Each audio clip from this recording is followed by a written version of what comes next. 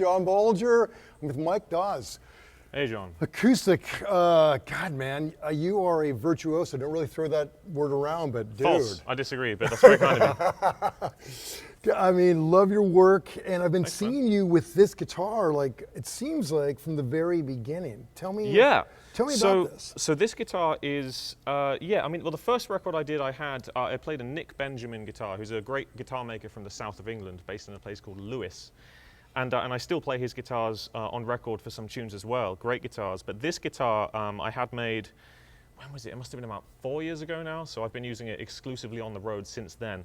And it was made by a guy in a shed in Germany, like a lot of great guitars are. And it's made by a guy called Andreas Cuntz, with a very unfortunate name. Great name. That's with a C, so that's C-U-N-T-Z. How else would you spell it? Andreas Cuntz, my man from Germany. So just, if you search for his guitars, just clear your Google search history afterwards. But he's an amazing guy. Unfortunately, in America, you know, it's quite a naughty word over here. In England and Australia, not so much, you know. But pretty common. Yeah, exactly. It's how we say hello. But you know, do check out his guitars, amazing. And this is my sort of signature model, right? So it's called the Mike Dawes model. You can order this guitar from him to any specification, but if you do want the specific string spacing and, you know, action and things like that and neck profile, you can get it as the Mike Dawes model. But there's a bit of a waiting list. So, and I think Tom Ann's stocks some of his stuff as well. Amazing guitar. Let's hear about like your specifications. Like, sure. Okay, let's start with, I guess the thing that grabs my eye first is that. This right thing. there. Okay, so this. Talking about Nick Benjamin, the other guitar maker who I sort of represent right now. This was something that he kind of came up with as a sort of band-aid for a guitar player named Eric Roche, who's sadly no longer with us, from the UK. He was sort of Willie Nelsoning his guitar, just playing it and beating the crap out of it and all of that, and it actually got some holes in it. So what Nick did in the workshop was stick a piece of spruce to the top, and that then became colloquially known in the fingerstyle scene as a scratch pad. And Nick calls it a scratch patch, but I think that sounds like some kind of aid for stopping smoking or something. Sure. I don't know exactly. But it's just a piece of spruce, the same wood that this top is made of. And this is something that Andreas Cuntz put on this guitar. Exactly the same material as the top, but untreated, right? So there's no finish on it. So what happens is as you scratch it over time, the soft bits of the wood get worn away, the hard grain stays, and you get this sort of guiro kind of effect, right? And some people try this with beer mats, with other types of wood and things, but if you're after this specific sound, I'd highly recommend spruce because of the grain. Like other woods like walnut and things, it's a little bit harder to get that kind of sound. But I use that in some tunes to get a kind of, you know, kind of sound, you know. Well, it seems like you're doing that like like a lot. It is a big part of your whole rhythmic deal. It's in a lot of the tunes I do use it, all that kind of stuff. It's nice, but you need an internal mic to really pick it up well, and that's included in the kind of pickup configuration. But there's loads to talk about with this guitar. I mean, like the string spacing is actually really narrow for fingerstyle guitar. Really? Because my fingers are like little magic wands of alien freakery, and it really all starts with the fingers. You know, in fact, these fingers, I don't know if you can see on the camera, but they were made in 1989 by my mum and dad. They're currently discontinued. Made of bone and various muscle tissue. But because I have quite lanky, skinny fingers, you know, I like a narrow string spacing. So at the nut, I don't know if my American English is good for this, but at the nut it's 44 millimeters. I don't know what that is in. You use millimeters in America? No. Both the guys behind the camera are shaking their head at me like I'm some kind of idiot, so in the comment section, let me know. Yeah, we never really embraced that whole metric thing. Yeah. Just us and maybe... We lost the war, man. It's like, it's on us, man. Yeah. But on my Benjamins, I have 43 millimeter, and I said to Andreas Cuntz, can you give me a 43 millimeter nut? And he was like, no, you're insane. I'll do 44. So that's what we have. And at the bridge, it's 55 millimeters. So it's pretty narrow. Like I think standard fingerstyle is like 46 millimeters. So 2 millimeters goes a long way when you're talking about string spacing at the nut, for sure. Sure. Yeah. Wow, and it joins the body at the, is it the 14? 14? Yeah, just here. And the neck is actually modeled off my first guitar, a Taylor 214, my first acoustic guitar. I think Taylor's, you know, I really love the neck on Taylor guitars. They've always been very, very comfortable for me. And since I started playing electric guitar, when I went to the guitar store when I was 17, got my first Taylor, it just felt so right. So every luthier built guitar I've ever had has basically had the same dimensions as the Taylor 214. And another cool thing about this guitar is the strings don't actually bend at the nut. I don't know if you can see that, but they kind of all go straight to the pegs. Sure. So when I'm in weird tunings like this, where I've got a low C sharp, you know, G sharp, this is all the way down to E. This G string is all the way down to E. So it's an open C sharp minor 9 chord. It's crazy, crazy stuff. You can get some big atmospheric sounds. Yeah, But wonderful. to have that little bit of extra tension, it really does help. It's a really noticeable thing. Oh, and it's got to help with internet, with Exactly. staying in tune. Exactly, exactly. It honestly does. I noticed the difference. Some people on this tour have been asking why one of the pegs is from a Lakewood guitar, and that's because we're on tour and getting spare parts is quite hard sometimes. Sure. So this peg broke during a show in Cambridge at the Corn Exchange, and Chris, the master guitar tech backstage, was able to just yank a peg off a Lakewood or something. I don't know what guitar it was, stick it on, and it's been on there ever since, just to fuck with people. Yeah. You know, Somebody's, why have you got the silver peg? I'm like, oh, dude, it's tone. Of course, it's tone. somebody who's at Lakewood's like, what happened to my peg? Exactly. Yeah. But yeah, it's Indian rosewood back and sides, a 38-year-old Sitka spruce top, quilted maple bindings, which I love. I love the aesthetic of that, and it helps under low stage light to have quilted maple with the black dots. I can always see where I am at all times. It's a slightly reinforced top, which is something that Andreas came up with for the more percussive players, myself included. Although I do hit quite lightly, the reinforced top just makes it really roadworthy, you know? It makes it really easy to tour with. But then there is, oh, and DiMarzio strings as well. I've been working with DiMarzio for a while. What gauge and what type of... Well, John, I'm glad you asked that question.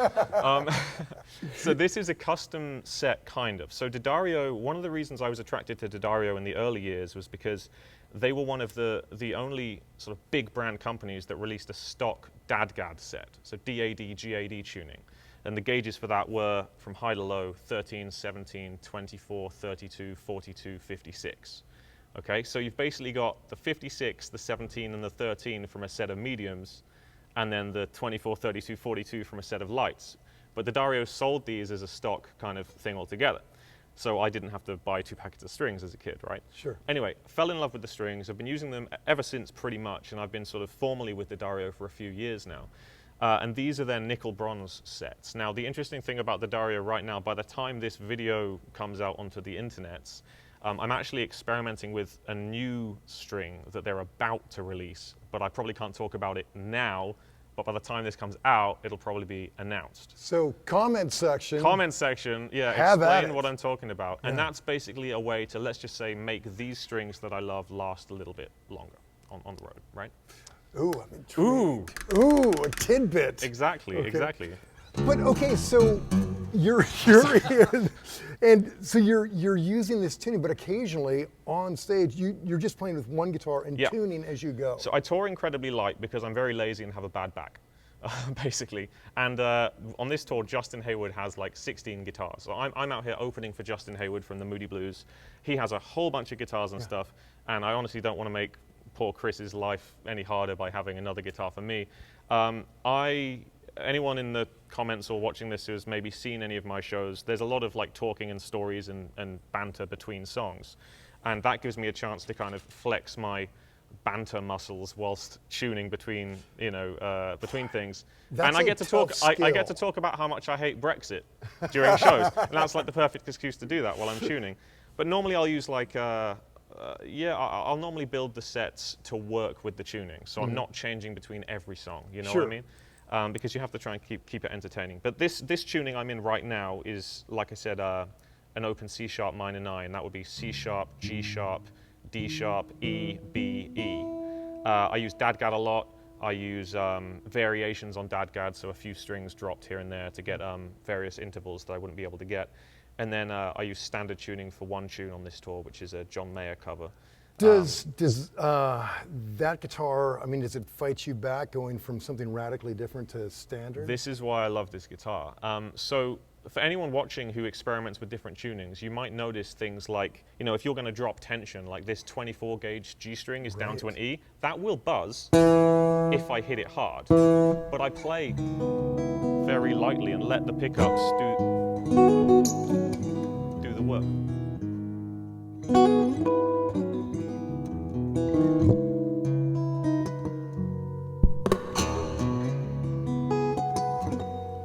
So it might be at volume for the monitoring purposes, but as you can hear being next to me, I'm Right. not playing very loud at all. Same with the percussion, really letting the pickups do the work. And that's probably a wonderful segue into talking about pickups. Perfect. Yeah. Sorry, John, I'm talking for England right now. but yeah, shall I go ahead and talk about the pickups? I guess? Yes. So, yes. Our man Larry. Let's start with our man Larry DiMarzio, aka the King. I call him the King or the Godfather. He's both, and he's a dear friend of mine. The DiMarzio family, since we met in Montana back in 2016 or 2015, I think. I want to say. Montana's my home state. No way. Yeah, that's where I know. Whereabouts are you from? Billings. Dude, I played at the Alberta Bear a bunch. I'll be back there in February, I think. If you know anyone, send them down. I will. International Guitar Night Tour, Jan, Feb, March in America, North America. Okay. Sweet. Dad, that's what you're doing that night. John's dad. See you there. It's a wicked state, man. I mean, I would move there in a heartbeat. Bozeman, I spend a lot of time in because of the DiMarzios. Yeah, Larry's But there. speaking of the DiMarzios, so they developed this pickup with me and the aforementioned luthier Nick Benjamin. We developed this variation on their Angel magnetic pickup, and we called it the Black Angel, which sounds like a B-list superhero from a reject Netflix show or something. But the reason this is a bit different, other than the black aesthetic, is that there's a phase switch on the side. So when I'm playing with multiple pickups, I've got to be very careful of things like phase cancellation, and Sure. actually diminishing the fatness of a sound, when everything's plugged in. So if I were to flick the phase switch, bear in mind I've got all my pickups active, you can hear that the tone changes dramatically. And when I bring it back, I suddenly have a lot more low end, right? And that simply wouldn't be available to me. Those choices wouldn't be available to me if the phase switch wasn't there, or if I didn't have one in my rig, which I don't. So this is something for you guys that are starting to mess with multiple pickups. You need to be aware of the phase, right? Right. Really important. And this is, it's passive as well, so it doesn't need a battery. Yeah, isn't that great? Which is sick. Yep. No battery. No nothing battery to needed. die on And Eric Corpus, shout out, the tech at DiMarzio who wired these things. He's really good at squeezing a lot of juice out of a passive pickup, which is really, really important, just getting a strong signal. But there's actually 4 pickups in this guitar. Okay, so it's a bit weird. The other one is a DiMarzio piezo, the Black Angel piezo, which is under the bridge plate. So it's not under the saddle. As I'm sure you guys will know, under saddle piezos have a bit of a sort of quack to it. There's a bit of some kind of unflattering feature on both recordings and live. It's as old as time, man, isn't it? Sure. Especially you guys based in Nashville, you must just hear this stuff all the time. They've been around a while. Exactly, but the best piezos for me, they're like bridge plate ones that stick on. So that's the main bulk of the sound, is the piezo combined with the magnetic. And are the controls right in there? Yes, so there's also a microphone inside, which helps me pick up some of this external percussion stuff. That and the piezo I have volume control over. So if I encounter perhaps a particularly aggressive room with feedback, if I didn't have the wonderful Steve Chant who's on the desk here today, if I'm out by myself, perhaps in China or somewhere where I'm kind of self-teching, sometimes easing off the mic can fix a lot of problems in the middle of a song when you don't have time to troubleshoot. Sure. So it's nice to have access. But then the other pickup is actually here, and that's a little transducer by a company called Schatten and Cuntz in my Hiscox case. But that's just there. And this actually is what I call my kick drum. So because of the reinforced top, I get to isolate this. Now, I got this idea from my Finnish brother from another mother, Petteri Sariola, who's a wonderful player from Finland, another Kuntz in Dawes. And because of these reinforced tops, it's a really nice way to get around not having loads of resonance, but instead controlling it in a really nice way. So this...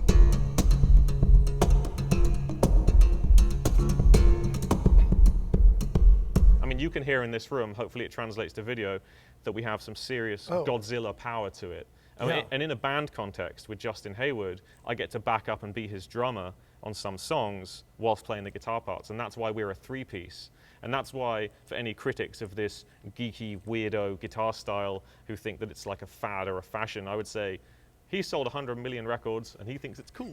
So fuck you guys. No, I'm joking. Knights in white satin. Exactly. Need we Knights in white say satin, more? and there's a kick drum guitar on it now. God, and that kick drum, I mean, I feel like I'm at a rave. Yeah, when I well, hear that. most of it, dude, it goes through my rig, but the reason we have extra balls is because of the wonderful Steve Chant from Missouri on the desk, because he takes that line, duplicates it, runs the kick drum through his magical stuff, graphic EQ, extra compression, limiters, things like that. So in every room, it's going to sound like the dog's bollocks. Excuse my French. Well, it might as well be French. We're Americans. We don't even know what bollocks is. Freedom fries. Freedom fries. Exactly. So that's the guitar side of things, really. Okay, so a the side pickup question. side of things. Yeah. Do you, when you're playing at home, do you plug in all the time? Because so much of this... So actually, a lot of the composition, so if you listen to if anyone's interested in listening to my records on Spotify, a lot of it is very much pure acoustic guitar, and then live is where I play with a lot of the toys. And the reason for that is I compose with this thing called the Tonewood amp, which I know you, I think, I saw you at NAMM, Summer NAMM. Tonewood amp, if you don't know, it's this little device that sticks to the back of the guitar with magnets, and it sort of takes a pickup source but lets reverb come out the sound hole of the guitar, so it's super inspiring. So when I'm at home and writing, I'll just stick that on, and then I can just walk around the house. I've got reverb with me everywhere, and I get these this is why I have these big extravagant tunings with lots of space in them, because the Tonewood amp is inspiring that process. But sometimes if I'm trying to work on something that I know needs looping or I know needs some delay, I will plug into a little amp or something. Or we just mess with it in the studio, and then I have to replicate it live. Right. And a lot of this stuff is actually solutions to problems that have been presented in the studio, where we're just freewheeling it and thinking, oh, let's add distortion to this section. Okay, well, how can I do that live? Blah, blah, blah. And that's where all this bullshit comes in. The perfect segue to the bullshit. Let's the masters of segues today. This is fantastic. So I don't know if the cameras are pointing at this situation. Are you guys seeing that? Wicked. So right here is a sheet of plywood that me and my dad cut up and covered in Velcro. That's the pedalboard. Well done. Because, well done to my dad. And basically, this is to keep weight down, because when you're touring and you're on the road, you want to travel light. So there's a bunch of stuff on here, but it all starts with this cable. So Eric Corpus made me this cable. You see there's 3 lines coming out of the cable. That's to take the 4 pickup signals. Why are there 3 lines and not 4? That's because this line gets mixed inside the guitar. That's my mic and piezo that get mixed mono, so that if the worst comes to the worst and everything breaks, I can just plug in a mono jack cable, and at least I can get some percussion and some guitar. Sure. Right? So it all comes down into this mixer. Now this mixer here is where it all goes into. So I get a little bit more level out of the magnetic there for some of the overdrive channels, and then everything else goes into this Bose mixer. So this is, I've covered that up with a sticker, but it's a Bose, I can't remember what it's called, T8 or something like that. It's an 8-channel digital mixer. Something like that. And what essentially happens is each pickup gets EQ'd, so I can actually isolate some of this. In fact, if I just give you the kick, there's nothing on the guitar. You know what I mean? It's pretty isolated. Yeah, amazing. There's pretty much like nothing no there. There's bleed. very little bleed, exactly. If I mute that, Steve, can you mute the kick out front? So now there's nothing, right? We're all muted. This channel is the magnetic pickup. So that's just the Black Angel magnetic. Now the interesting thing with that, well, I'll go through the other one first. This 3rd channel is the piezo and mic together. So that's your more typical acoustic guitar live sound, with some of the edges as well. But when I blend them all together, you bring the kick back on, dude? That's when we get the full whack. That is but wild. that's not all, John. There's more, because there's some other channels on this mixer, and those are related to some of these pedals here, because what I have on channel 4 is I've sent the magnetic pickup out through an output of the mixer and into an octave pedal. So you can hear here, Right. I have the Boss OC3 octave set on the polyphonic mode, which means it only applies the octave to the lower register. There's no octave on the top strings. Wow. And How does it know? How does it know? Well, it has this wonderful range knob. So if I turn the range on full, there's an octave on everything, but I set it to an area that's relative to the frequencies that the guitar and the tuning are putting out. Check out the big brain on Mike. Yeah, big brain on campus. Big dick energy up in here. Sorry, Mum. This pedal is one of the only, I think it's the only octave pedal I've ever found that has this polyphonic mode, right? And if you want, every acoustic guitar player should have it, but as I mentioned, it's only getting fed sound from the magnetic pickup. The reason for that is, if I do this, I don't want that to generate an octave tone. Yeah. That's an isolated thing. I don't want the guitar or the percussion to generate an octave tone. So it's only getting the strings. And that's why the magnetic pickup's so useful, because it only gives you the strings, right? So you probably won't be able to see this from that angle, but if you guys want to do this and pick up a Boss OC3, if you plug, literally, dude, this is a blank jack. There's not even anything plugged into it, into the direct out socket. That will bypass any duplication of level and signal passing except for the octave tone. If I took this out, the signal would be doubled a little bit. It's this weird phenomenon with this pedal, and it took me a while to figure out why I was getting. How did you happen onto that? Someone, I think it was again Nick Benjamin, mentioned it to me because he had a similar issue with Newton Faulkner, who's a mega super awesome dude, big pop star in the UK who plays Nick's guitars and has this. So there's a little pro tip: find a blank jack and stick it in the direct output line to stop any excess noise coming through. Anyway, the next channel. You see here, I've got the Overdrive. Again, I'm sending the magnetic pickup only because I'm treating it like the electric guitar part of the thing, right? Sure. That's going into this pedal, which is a discontinued piece of garbage. I shouldn't say that. It's a great pedal. The only reason I say it's a piece of garbage is because it was incredibly cheap, but it's not, because I've been using it at every show consistently since I got it about 3 years ago. It's made by Joyo, and it's called the American Sound, right? Where is Joyo? It's an off-brand, like I guess would be Fender kind of copy. But the main thing to take away is it's an amp simulator pedal. It's not a distortion pedal because I'm not running through amps. I'm going straight to the PA, and this emulates the cabinet, so it gives you a really nice sound. Now, I'm going on and on, but the signal gets stopped at this Dunlop volume pedal. So if I fade this volume pedal in, my overdriven amp, which is what it is, it's just the gains cranked, right? Comes through. And that's blended with all the other pickups and everything. So you can get some real nice, gnarly rock and roll stuff. Right. It was just watching you play on the way in, it was just such a cool accent. I mean, during your sound check prior to filming, yeah, you were using it like an accent every yeah, now and then. I sort of faded in every now and then if you want to just get a little bit of rocket sauce out of the spanky planks. You know, just who doesn't want rocket sauce? Dude, rocket sauce is the sickness. So that's another channel. So the Overdrive circuit is like that. And then there's one more channel that I use, which is, again, the magnetic pickup only, going out into this Digitech Whammy Ricochet pedal. So I've got that programmed to basically do a quick rise and a slow fall.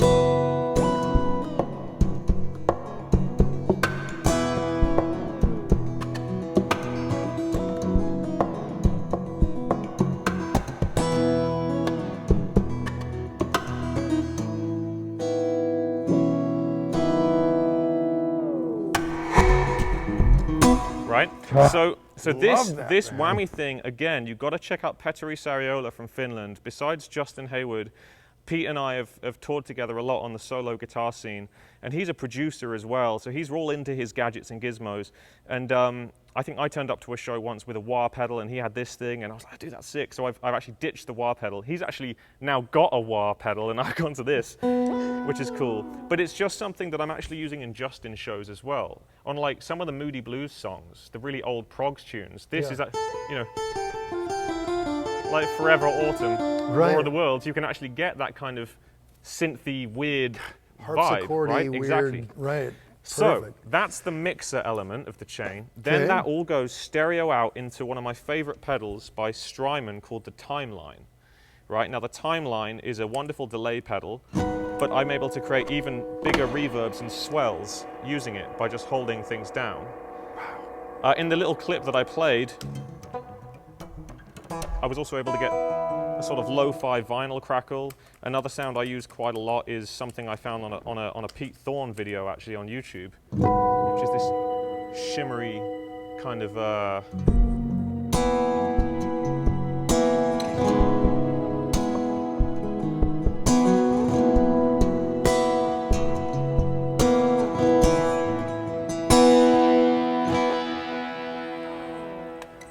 really nice little accents there. That then goes out stereo into a loop pedal for my loops, and then we go into the Hall of Fame, which I have on the whole time on the modulated setting.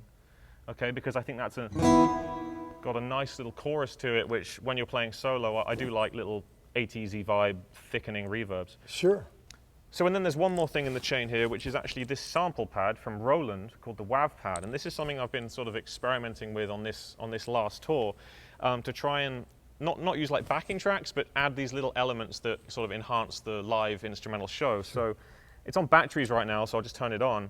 But what I did is I took the recording of this guitar doing a sort of reverb tail in this tuning, and added it, sort of reversed it, and put it on the sample pad.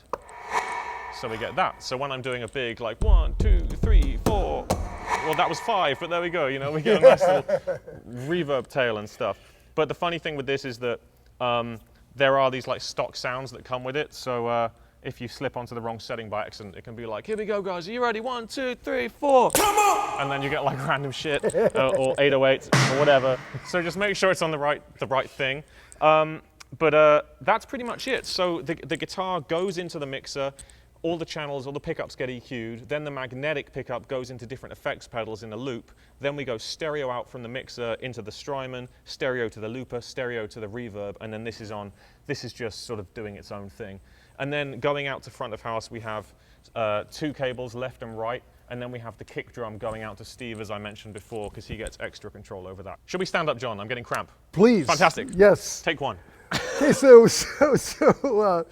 so Mike, I don't know. What I'm wondering is, it sounds so amazing live. Like, why are you going to the studio? Why don't you just cut everything live? It's funny you should say that, because a few days ago I was in New York and that show was actually recorded. So I will be releasing a live record at some point. I don't know if that's going to be like a digital Spotify EP or like an album with some other live cuts. There's been a lot of live cuts that I've sort of got on my hard drive over the years, but that's to kind of showcase the pedal stuff and also the audience participation, because like I was saying to you earlier, like acoustic guitar instrumental concerts don't have to be like a guy sat on a chair staring at his feet playing. Strumming. Yeah, which is fine if that's what you're into, but I grew up listening to Iron Maiden. You know, I want a giant 12-foot monster to come on stage on stilts and things.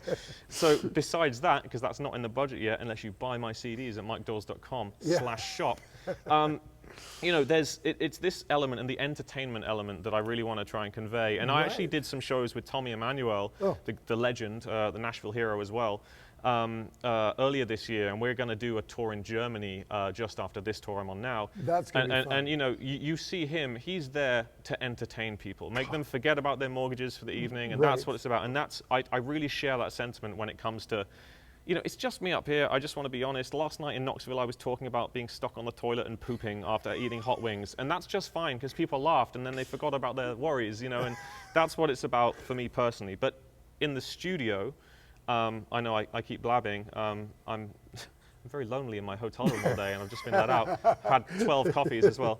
In the studio, we do mic it all up and we capture that raw acoustic performance. But because we have the pickups separately on the board as well, the effects get to be put on just the magnetic pickup for the same reasons I spoke about earlier, so we can play with this stuff in the context of getting an exceptional world-class studio acoustic guitar recording.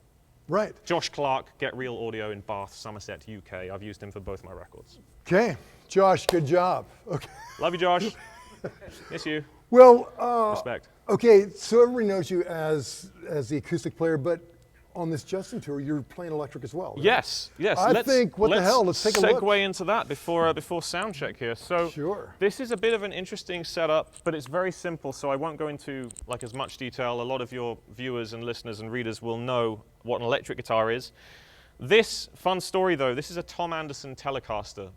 And the very first rehearsals I did with, it's all stock, the very first rehearsals I did with Justin in Genoa, Italy, back in 2013. In the summer, he had one of these.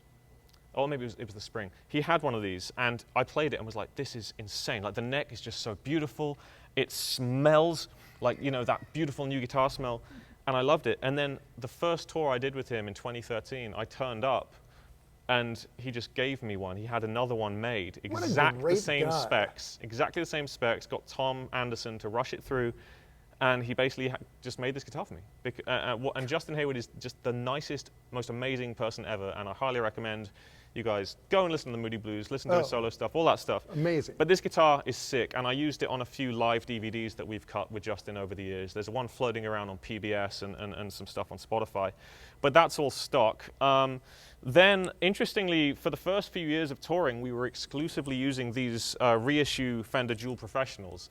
Any guitar that goes into this sounds amazing, right? You know, they don't look like reissues. They're so it's insane. Road worn. They are road worn. But the interesting thing is, and yeah, apologies for just like, I'm English, so there's two things the English do. No, three things. We complain, we cue, like we're really good at being in a line, and we apologize constantly, so I'm sorry. Now, the thing is with this, because we use in-ear mixes on this tour, so we all have our radio packs and our in-ear monitors, JH Audio, great in-ear monitors, but these amps are loud, man. Like, I don't know if you've and on a stage when we're using in-ear mixes in rooms like the City Winery, it can blow your head off. So the volume became like, so delicate, you know? Sure. So what we actually got was an AX8 fractal amp modeling situation down here.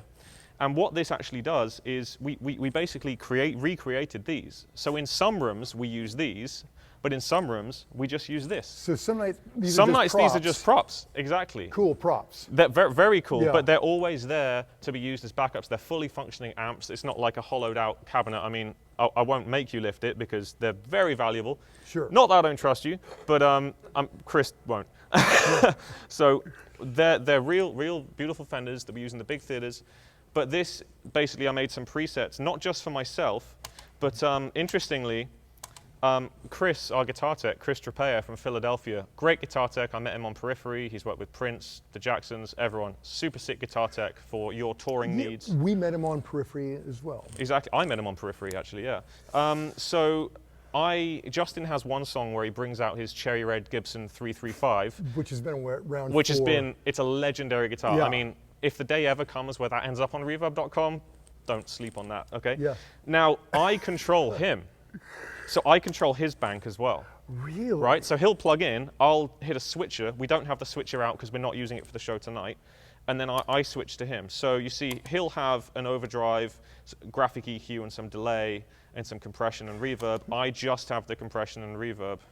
So wait, so when he's on electric, you're on acoustic. Yes, we're never both playing electric because of the whole percussive acoustic element, you need that thickness to back him up on the electric. Totally. So, in fact, on the song that he plays, I play a McPherson 12-string and strum along some chords to get some nice fat Nashville vibes. Yeah, cool. We then use another Strymon because Strymon Timeline, super sick delay pedal. This TC Corona chorus is on all the time. Again, I'm a big fan of just a little bit of chorus to fatten up the tone in a three-piece. And then this is Justin's pedal from his home, Kalamazoo Love pedal, which we use for the distortion, which sounds so good. We tried to replicate it on the Fractal, but we just much prefer how that sounds. Sure.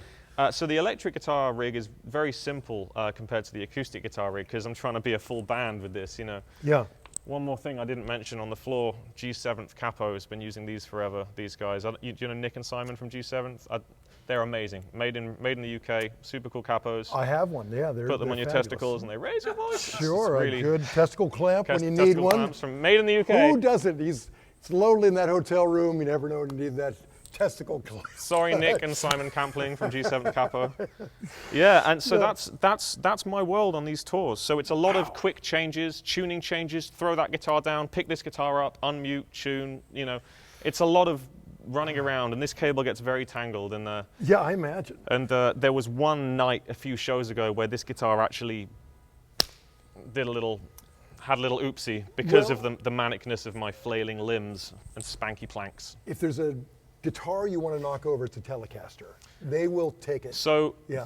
This is a funny story. The reason I play acoustic guitar is because I used to play a Les Paul, and my mum put it on a stand, it fell, the headstock broke, and whilst it was being repaired, I put it into DADGAD and started fooling around, and that's what led me to acoustic guitar. Oh. So when that fell, my heart skipped a beat. I was worried about the headstock, but man, it just landed on the whammy bar, bounced a little bit, and it's as good as gold. And actually that fall put you where you are now, so good on you, Mom. Thanks, Mum. Yeah. Yeah, I try and bring my mum into all of this stuff, my mum and my dad from Bristol, UK. Yeah.